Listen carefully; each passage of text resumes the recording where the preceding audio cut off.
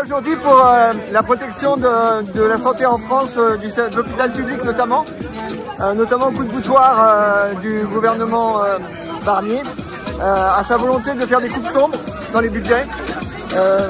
Quelle est la situation pour vous? Quelles sont les solutions que vous entrevoyez? La situation dans laquelle on est aujourd'hui, c'est que nous sommes en train de nous désarmer sur le plan de la souveraineté industrielle et de la souveraineté sanitaire.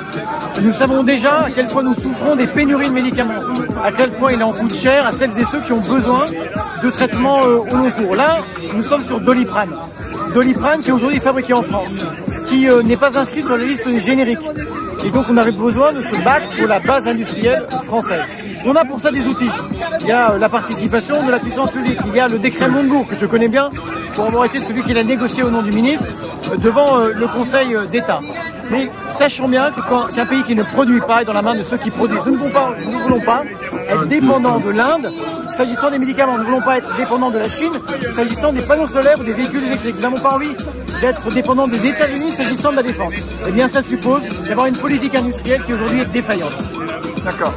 Et quelles sont les solutions que vous entrevoyez au NFP ou au Parti Socialiste?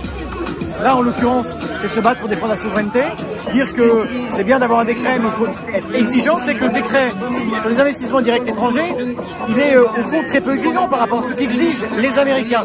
Et certaines entreprises appartenant, par exemple, à des Français, à des Anglais, à des Allemands, aux États-Unis, sont inaccessibles à ceux qui en sont les propriétaires, parce que ce sont des éléments de souveraineté. Construisons notre souveraineté, investissons dans l'avenir, protégeons la loyauté de la mondialisation et donnons des règles à une mondialisation qui n'en a plus tellement. Voilà. D'accord.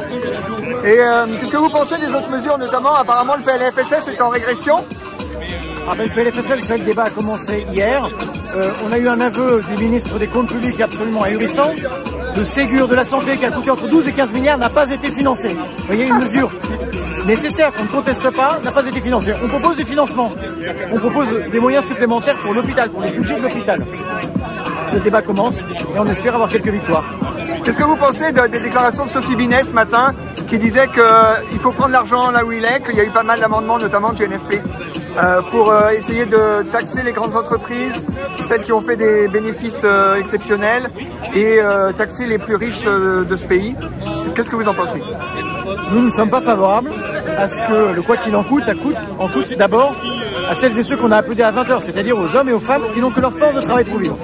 Nous demandons la justice fiscale, c'est-à-dire que ceux qui sont aujourd'hui les passagers clandestins de la solidarité nationale, les multinationales qui consolident une grande partie de leurs résultats dans les paradis fiscaux, les très riches, les très hauts patrimoines, qui ont un taux d'effort fiscal inférieur à la première tranche de l'impôt sur le revenu, participent de cette solidarité. Moins d'impôts, moins d'efforts pour les classes moyennes et les classes populaires, plus d'efforts, plus de solidarité pour ceux qui le peuvent aujourd'hui. Voilà, je pense qu'avec un peu plus de justice, tout le monde vit mieux. Merci beaucoup, M. Vallot.